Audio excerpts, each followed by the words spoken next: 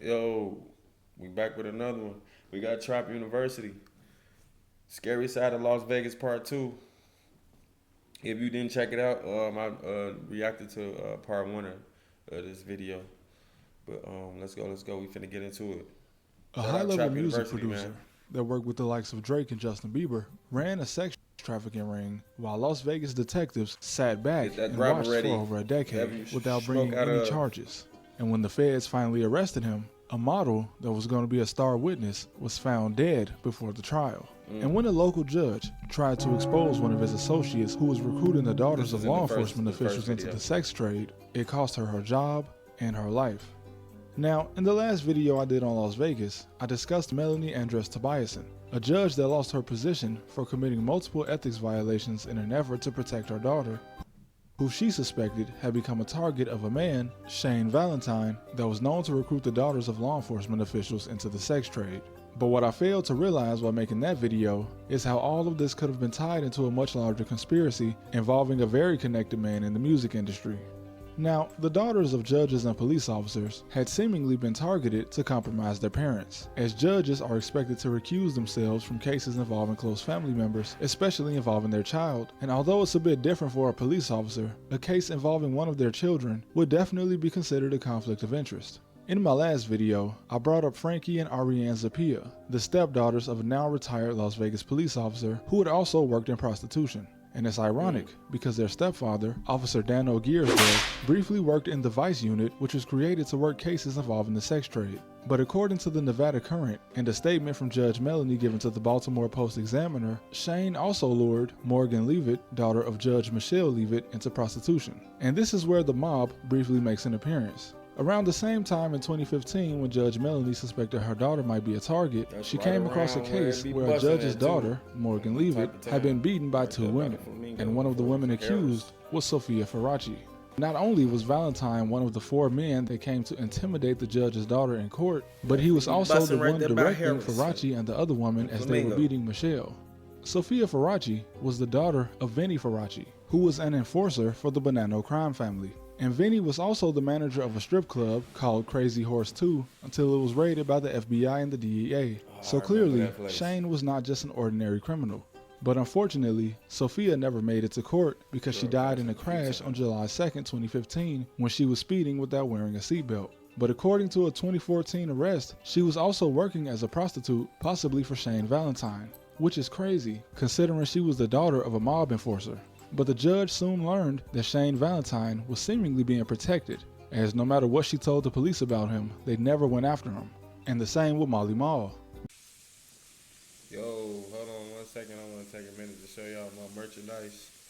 If you see anything you like, go ahead and get you some. You'll be out there looking fly, looking fresh.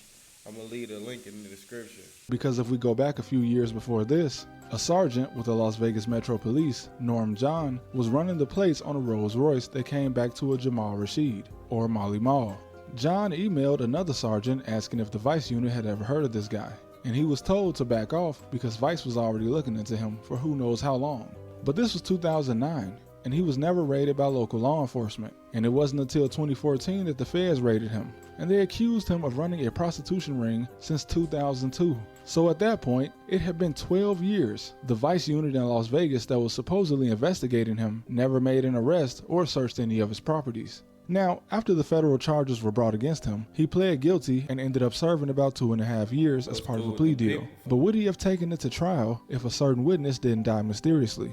Josie Jones, a high fashion model seen here pictured on an advertisement for Guess in Las Vegas, was found dead in her home on October 17, 2021. And she was meant to be a witness in Molly Mall's case. But just 4 days after her death, he pled guilty in federal court and notably was only charged with unlawful prostitution and not sex trafficking, despite the fact that one of his original charges was the use of an interstate facility in aid of unlawful activity, which, using the interstate to facilitate prostitution, is in itself sex trafficking. And the I-Team from News Now in Las Vegas even Molly claimed that it was Mall. possible his plea deal to a lesser charge had something to do with police corruption. Jamal Rashid, also known as Molly Mall, admitted he was a pimp in Las Vegas. He faced federal charges and pled guilty to use of an interstate facility in aid of unlawful activity. George snap first broke how there was an FBI investigation into alleged corruption at Metro's Vice unit. Sheriff Joe Lombardo insisting the unit has been cleaned up. No officers were charged. It appears Rashid's case is the only one to move forward as a result of that investigation. And a woman who worked for him even told the news that she feared for her safety due to the corrupt police involved. And it's important to note that the Las Vegas Metro Police have only ever released one accountability report, which was in 2021 while the FBI was involved. And by 2023, the department stated that it would no longer release any results from internal investigations, essentially becoming one of the least transparent police departments in the country. And not to mention, for someone accused of selling hundreds of women, he got a very light sentence. And by this time, Judge Melanie had to step down from her position because she had been successfully compromised when she attempted to go after Shane Valentine herself. But 2 years later, in 2023, she would be found dead mysteriously in her home. Now, Melanie was pretty open with the press, and Dana Gentry, a blogger for the Nevada Current who knew Melanie, stated that before she died, Melanie told her that she was being followed, and that if she ended up dead, she didn't do it to herself, which is very interesting considering the fact that the Las Vegas police never investigated her death as a homicide. So what really happened? Why did Molly Mall get away with this for so long? And how does Shane Valentine avoid charges related to any of this? Because he was the person of interest in the 2016 double murder that Judge Melanie was also investigating, but the police cleared him. And despite Morgan Leavitt stating that Shane Valentine was on the scene when she was attacked, he once again avoided charges. Well, one piece of evidence that stood out is that right before his death, Nehemiah Kaufman, one of the victims in the double homicide, accused Valentine of being a police informant, which would make sense when you consider that Melanie accused vice detectives of working with pimps, and that would also help create a mutual relationship between Valentine and law enforcement. But something like this would of course not be public knowledge, so the only thing we have on that is an accusation. And this whole operation goes all the way to the FBI, with the daughter of the FBI's chief investigator in Nevada even being recruited in high school and then working as a sex worker for some time. And just due to her father's position, I have a hard time believing that she wasn't chosen deliberately. But the best explanation I have for any of this being allowed to take place is the fact that the Las Vegas Valley features one of the most complicated and corrupt governments in the country. You have a mayor and a city council that run Las Vegas but have no authority on the Strip, which most people think is Las Vegas, but it's actually a completely separate town. And despite this, the Las Vegas police have authority in both, meaning that they have to report back to two different governments since a commission runs Paradise and the city council runs Las Vegas. And not to mention, 2022 featured probably one of the worst cases of an attack on free press in the country. There was a longtime journalist, Jeff German, that went around exposing corruption. So, while an elected public administrator for the county, Robert, was preparing for re-election, Jeff figured out that Robert, who was married, was having an affair with one of his staff members, who was also married. And they were even caught in the act on camera in a parking garage. So needless to say, this scandal hurt Robert's chance at re-election. In response to this, Robert went to Jeff's house and killed him. An elected official killed a member of the press for exposing his affair.